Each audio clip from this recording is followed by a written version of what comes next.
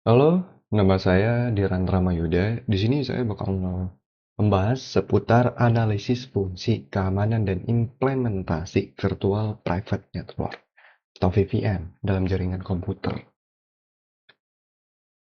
Oke, kita langsung masuk aja ke inti pembahasannya.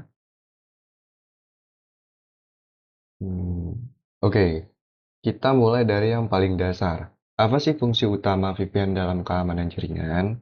Simpelnya, VPN punya tiga tugas utama. Saya suka menyebutnya tiga pilar keamanan. Yang pertama, ada kerahasiaan. Ini yang paling penting. VPN itu ibaratnya bodyguard digital buat data kita. Semua data yang kita kirim lewat internet bakal dienkripsi atau disandikan. Jadi kalau ada yang coba-coba ngintip gitu, yang mereka lihat cuman kode acak yang nggak bisa dibaca. Yang kedua, integritas data. VPN memastikan data yang kita kirim itu sampai ke tujuan tanpa ada yang mengubah atau merusaknya di tengah jalan. Data yang dikirim A yang harus sama persis dengan yang diterima B. Yang ketiga, ada autentikasi.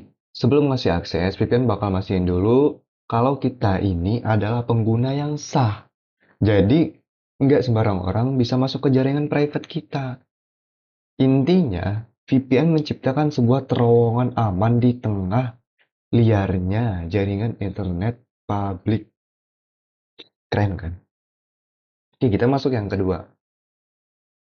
Yang kedua itu adu protokol. Mana sih jaringan yang enkripsinya itu tinggi? Nah, untuk menciptakan terowongan aman, VPN pakai yang namanya protokol. Anggap aja protokol ini sebagai bahasa atau aturan main yang dipakai, tapi nggak semua protokol diciptakan setara, terutama soal keamanan. Kita punya beberapa pilihan, PPTP, L2TP, OpenVPN, dan Telnet. Oke,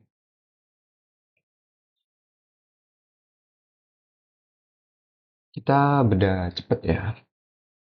PPTP ini protokol veteran, cepat, tapi sayangnya keamanannya sudah tertinggal zaman dan gampang dibobol. Kurang direkomendasikan. L2TP ini lebih baik dari PPTP, tapi dia sendiri nggak punya enkripsi, tapi biasanya duet sama IPsec, jadinya aman. Telnet. Nah, hati-hati. Telnet ini bukan protokol VPN.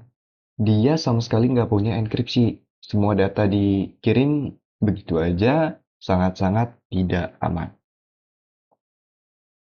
OpenVPN. Dan ini dia, ini pemenangnya. OpenVPN dianggap sebagai standar emas saat ini. Keamanan tingkat tinggi, fleksibel, dan sangat bisa diandalkan. Kalau kalian cari aman, pilih yang ini aja nih. Oke, selanjutnya itu ada keuntungan dan kerugian penggunaan VPN. Oke, pakai VPN itu banyak untungnya. Kita bisa akses konten yang diblokir di negara kita, data kita aman di WiFi publik, dan alamat IP kita juga tersembunyi gitu. Mantap lah pokoknya. Tapi ada satu hal yang sering disalahpahami. Mana dari berikut ini yang bukan keuntungan pakai VPN? Jawabannya adalah pengurangan bandwidth jaringan. Oke, teman-teman, karena data kita harus dienkripsi dulu, terus dilempar ke server VPN, baru ke tujuan, proses ini butuh tenaga. Akibatnya, kecepatan internet kita biasanya akan sedikit menurun. Jadi kalau ada yang bilang VPN bikin internet lebih kencang, itu mitos. Oke, nih, Di sini kita bakal bahas mitos atau fakta ya. Pertanyaan pertama, VPN membantu akses jaringan kantor dari rumah secara aman. Ya, itu 100% fakta. Ini justru salah satu fungsi utama VPN di dunia kerja. Karyawan bisa terhubung ke server kantor dengan aman, seolah-olah mereka lagi duduk di meja kerjanya. Dan pertanyaan kedua, pakai VPN bisa menghilangkan risiko phishing sepenuhnya. Nah, ini mitos besar. Phishing itu serangan tipu-tipu yang mengelabui kita buat ngasih data pribadi. VPN itu mengamankan jalur datanya, tapi nggak bisa mengamankan kita dari salah klik link palsu. Jadi kewaspadaan kita tetap jadi kunci utama melawan phishing. Nah, tadi kita sudah sebut, OpenVPN itu juaranya. Kalau kita bandingkan langsung dengan si veteran PPTP, perbedaannya kayak langit dan bumi. Nih, saya lihat OpenVPN menang letak di keamanan. PPTP cuman menang di kecepatan karena males enkripsi. Singkatnya, butuh keamanan, pilih OpenVPN. Butuh kecepatan doang dan nggak peduli data diintip. Ya, mungkin ini. Nah, akhir buat yang penasaran, gimana sih perusahaan masang VPN? Prosesnya cukup panjang dan struktur. Mulai dari analisis kebutuhan, terus pilih perangkat keras dan software, lanjut ke konfigurasi server. Di sini tim IT mengatur semuanya, termasuk siapa saja yang boleh masuk. Setelah itu, mereka konfigurasi klien atau aplikasi di laptop karyawan, lalu diuji coba secara menyeluruh. Kalau semua lancar, baru deh diluncurkan dan terus dipantau loh keamanannya. Ribet? Iya, tapi ini penting banget buat keamanan data perusahaan. Oke teman-teman, kita sampai di akhir pembahasan. Mari kita simpulkan poin-poin penting ini.